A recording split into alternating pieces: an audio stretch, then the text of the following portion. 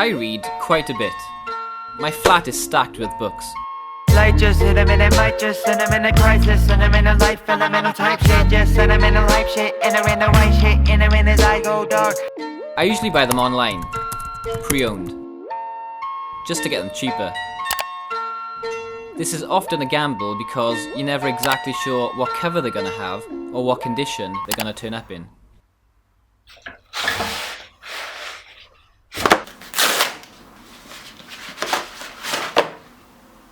By now, I'm totally used to my books having random marks and dents on them, left by the last reader.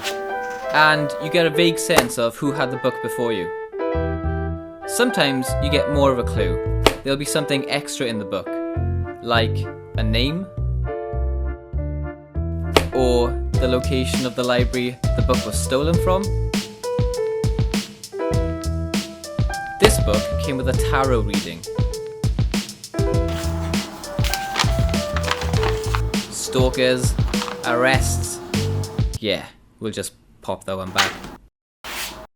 I always enjoy finding stuff like this, catching a glimpse of the last reader, forming a vague connection through this one book. I was thinking about this a few years ago, and I had an idea, a way to connect even more people through the same way. Back in 2014, I took my favourite book, and on the opening page I wrote my name, my email, and a note for future readers. The plan was to leave this book somewhere random, and hopefully a stranger would find it, read it, then leave it somewhere else for another stranger. I had the grandiose idea of this book travelling around the world, with a ton of different people with different lives, adding their names and contact details inside. Kind of like a library book, but instead of people going to collect the book from one place, this book would pop up all over the world. That was the idea anyway. I just needed somewhere cool to drop it. Fortunately, my brother was heading to Paris.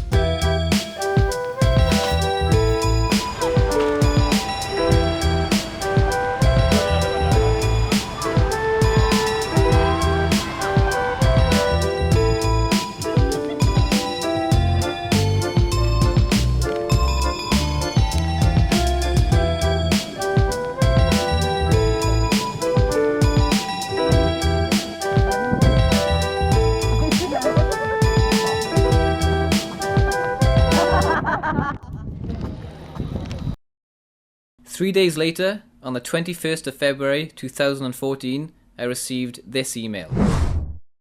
Hey Andrew, I found your book in Paris on the 18th of Feb. Since it was lost in Wales, I suppose it's disappointing that I've brought it back to England.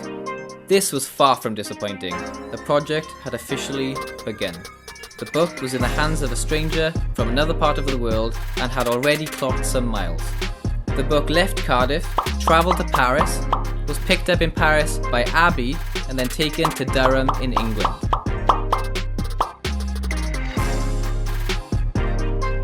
A few weeks later, Abby emailed again to say that she'd enjoyed the book and, after doing some travelling of her own, had left it in Amsterdam for the next reader.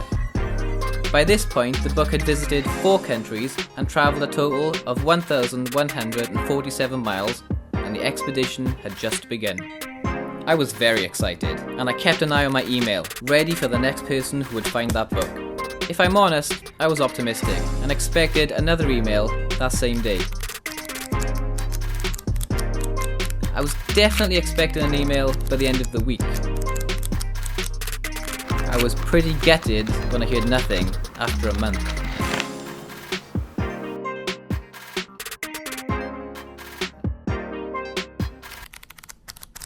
More months passed, and still no word from the last book. But I had some travelling of my own coming up, so I decided to give it one more go. It's fun time!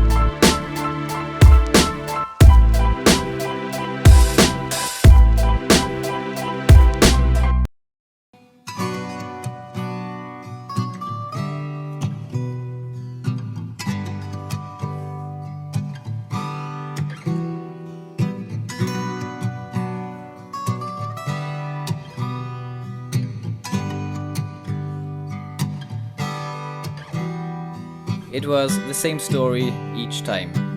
The first few days I would constantly check my email just in case someone replied. As the weeks passed, I checked less. As the months passed, I lost hope. And as the years passed by, I eventually forgot about the project altogether.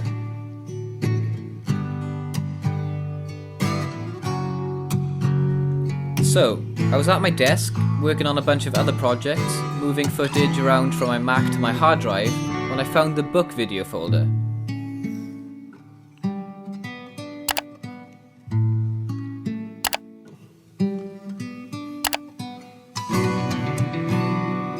I didn't ever hear back from one of those other books, or from Abby either.